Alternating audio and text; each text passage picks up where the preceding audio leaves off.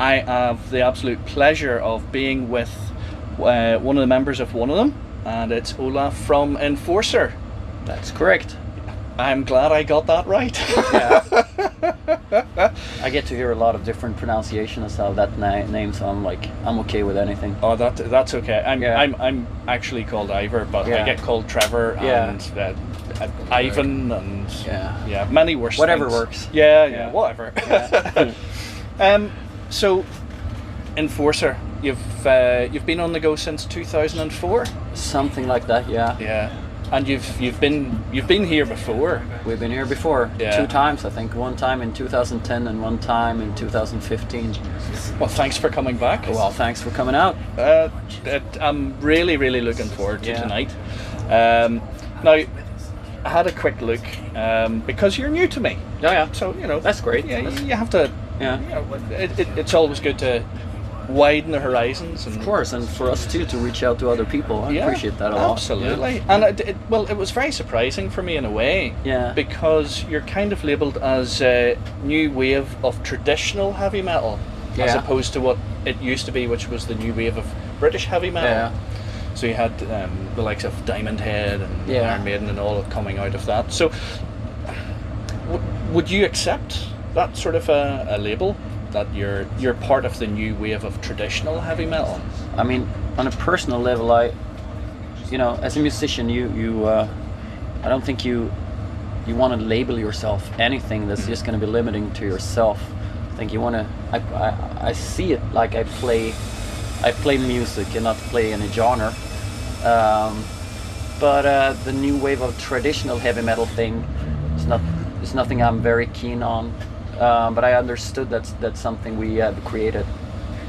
Yeah. But for me, that's more like our followers than what it is us, if you know what I mean. Yeah. Because we formed this band in a time when there weren't anything like this. We were the only band in the world doing it at that time. Well, more or less.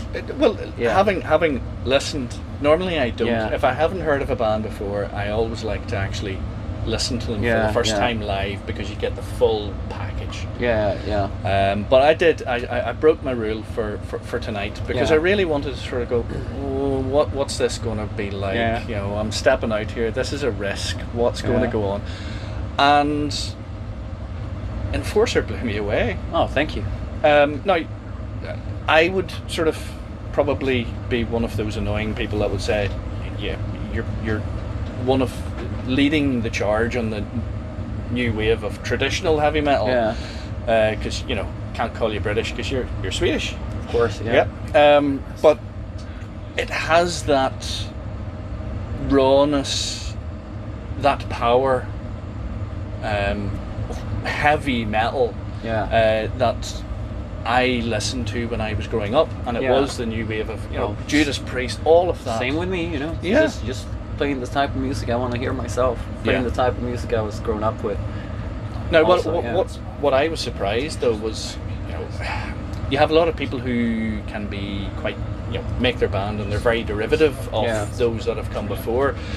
You have that sound, but you have your own style. And it's really coming through. I think it's very important to, of course you're going to be inspired by other bands, there's like no way around that, but I think it's very important to do it your own way. And you can steal a riff here and there, you can steal whatever, but just do it your way. To take from one is plagiarism, to take from many is research. So I think too, there's a lot of bands out there who's just like copying other bands, like copying one specific other band, and that looks like a fucking circus to me, to be honest with you. But how have you seen yourselves develop since 2004? So this is 2019. So you're in the business now 15 years. Oh, I know, I'm so old.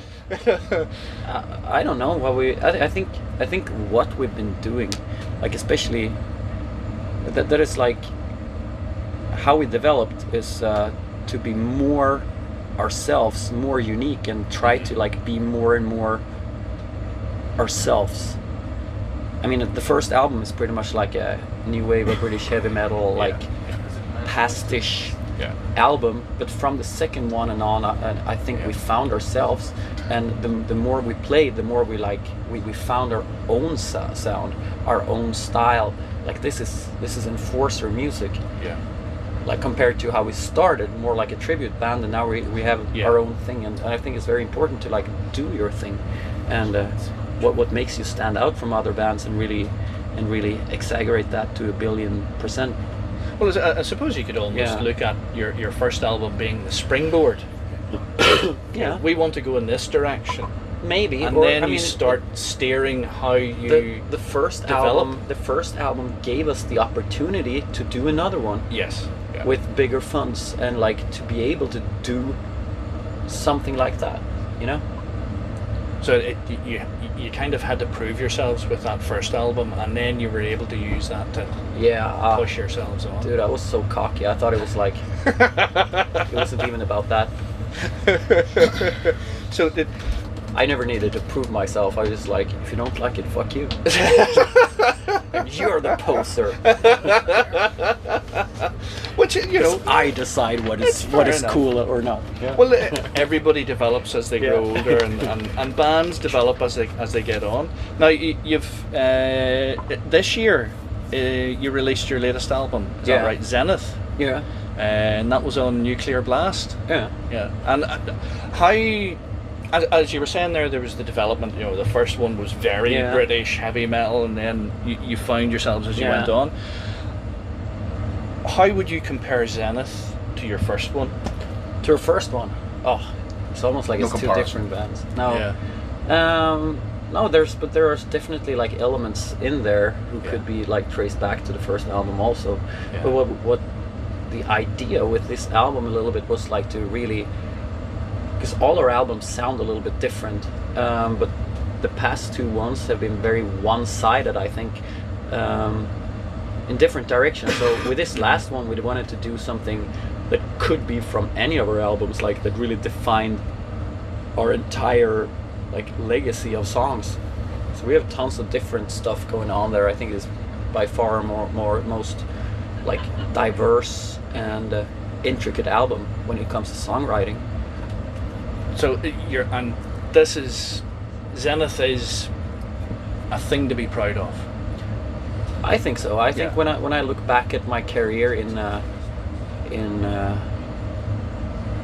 vast future, hopefully, I will, a rich vast future. Yeah. I will hopefully see Zenith as like the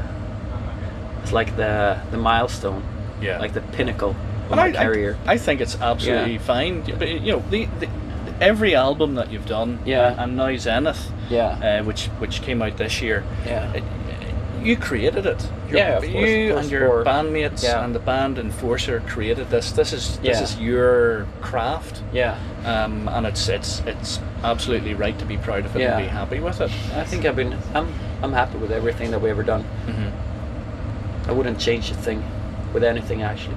Well, for anybody out there who's not come across you before, and of course I think Zenith would probably be a very good album to start with, and then you can go into the back catalogue and sort of look at the background.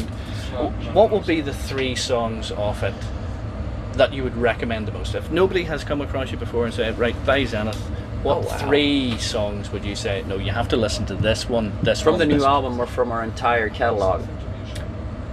Catalog. Go for the catalog. Yeah. I would say you can like Midnight Fest. I would say like songs that are really defining our sound. Maybe I would say like maybe Undying Evil, and maybe Die for the Devil, and then Zenith of the Black Sun. Maybe those 3 songs. Okay. Well, that's it. Yeah. How higher a recommendation of 3 songs could you get than the person from the band itself? I think so. Yeah. That's like 3 songs that really, for me, define who we are. Yeah. Perfect. Absolutely perfect. Listen, I won't take up much more of your time. No worries. Listen, Olof, thank you so much for taking time out to chat to us about this, and I hope that anybody who's listening to this from now onwards takes that advice and goes and listens to those 3 songs, because I have to say listen to anything Enfrocer, incredible. I was blown away. I was so happy to have found you. Yeah. And I'm absolutely so looking forward to tonight to seeing you live on stage. Thank you very much. Hope we won't disappoint. Oh, you won't. No, you won't. Thank you very much. Thank you very much. Pleasure.